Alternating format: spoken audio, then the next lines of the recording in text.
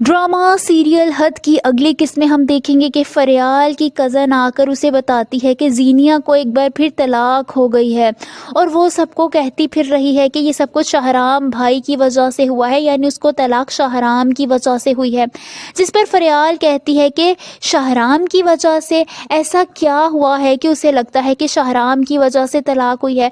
फिर फरियाल अपनी कज़न से कहती है कि वो हॉस्पिटल आई थी, जिस पर उसकी कज़न कहती है कि क्या वो हॉस्पिटल आई थी। फरियाल कहती है कि हाँ, जैसे ही शाहराम ऑपरेशन थिएटर से बाहर निकले तो सबके सामने ज़ीनिया अपनी मोहब्बत का इजहार करने लगी। बस फिर उसका शौहर वहाँ आ गया और उसको गुस्से से वहाँ से ले गया।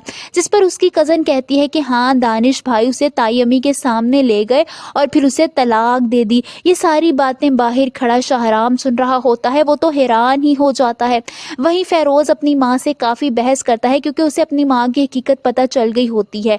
और यही सब कुछ सुनते हुए फ़ेरोज़ की माँ फरियाल के घर आती है और सारा गुस्सा फरियाल पर निकालते हुए कहती है कि तुमने मेरे बेटे को मेरे खिलाफ किया है, मैं तुम्हें छोड़ूंगी नहीं।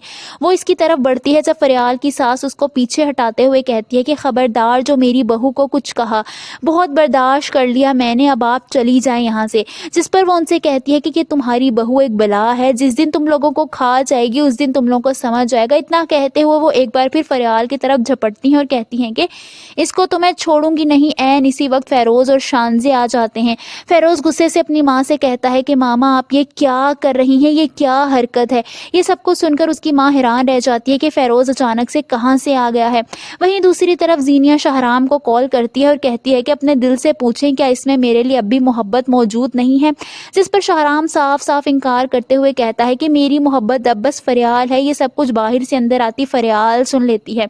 जिस पर फ़ोन पर ज़ीनिया उसे कहती है कि आप झूठ बोलते हैं, आपने उससे शादी सिर्फ मजबूरी में की थी। आप सबको क्या लगता है कि ज़ीनिया एक दफ़ा फिर शाहराम को हासिल करने की कोशिश करेगी? कमेंट्स में अपनी राय का इजहार ज़रूर कीजिए।